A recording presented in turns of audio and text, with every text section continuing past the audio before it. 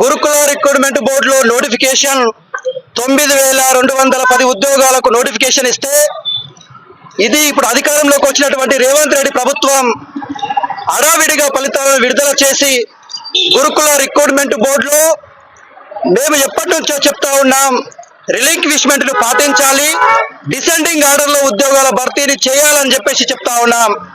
ఈ ముఖ్యమంత్రి గారు ఓట్లు అడిగేటప్పుడు నిరుద్యోగులే ఈ ప్రభుత్వానికి పెద్దన్నలు అని చెప్పారు. ఇవాళ నిరుద్యోగులందరం కూడా గత ప్రభుత్వాన్ని ఓడగొట్టి ఈ ప్రభుత్వాన్ని అధికారంలోకి తీసుకొస్తే ఈ ప్రభుత్వం కూడా ఇవాళ గురుకుల విద్యార్థులకు ఏదైతే ఫలితాలు ప్రకటించిందో ఆ ఫలితాలలో రిలింక్విష్మెంట్ పాటించకుండా, డిసెండింగ్ ఆర్డర్లో ఉద్యోగాలను భర్తీ చేయకుండా ఇవాళ నిరుద్యోగుల జీవితాల్లో నీళ్లు పోస్తా ఉంది. ముఖ్యమంత్రి రేవంత్ రెడ్డి గారికి ఇందిరా పార్క్ ధర్నా చౌక్ సాక్షిగా ఉస్మానియా యూనివర్సిటీ విద్యార్థి జేఏసీ అధ్యక్షుడిగా ఒకటే డిమాండ్ చేస్తా ఉన్నాం. తక్షణం మీరు ఒంటెద్దు పోకడలకు పోకుండా, నిరుద్యోగుల జీవితాలతో ఆడుకోకుండా ఈ నోటిఫికేషన్లోనే ఏదైతే పెద్ద ఉద్యోగాలు ఉన్నాయో గురుకుల రిక్రూట్మెంట్ బోర్డులో డిఎల్ ఉద్యోగాలను ముందుగా భర్తీ చేసి ఆ తర్వాత జేఎల్ ఉద్యోగాలు, పీజీటీ ఉద్యోగాలు, టీజీటీ ఉద్యోగాలు భర్తీ చేయాలి.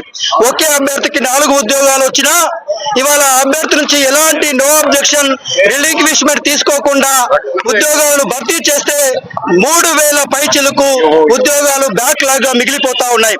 కాబట్టి ఒకటే ఈ రాష్ట్ర ప్రభుత్వాన్ని నిరుద్యోగుల తరఫున గురుకుల రిక్రూట్మెంట్ ఉద్యోగాలు రాసి 1:2లో మెరిట్ లో ఉన్నటువంటి అభ్యర్థుల తరఫున ఒకటే రిక్వెస్ట్ చేస్తా ఉన్నాం, డిమాండ్ చేస్తా ఉన్నాం.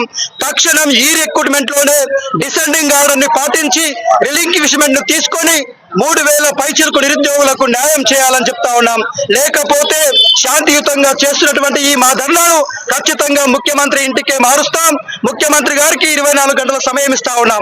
ఈ రోజు సాయంత్రం 4 గంటల లోపల రిలింక్విష్మెంట్ అమలు చేస్తున్నట్టుగా ప్రకటిస్తే సరే, లేకపోతే ఈ ఉద్యమాన్ని తీవ్రతరం చేస్తూ ఈ రాష్ట్ర ప్రభుత్వాన్ని ముఖ్యంగా ముఖ్యమంత్రి రేవంత్ రెడ్డి గారికి వారి ఇంటి ముందరనే ధర్నా చేస్తామని చెప్పేసి కూడా హెచ్చరిస్తా ఉన్నాం.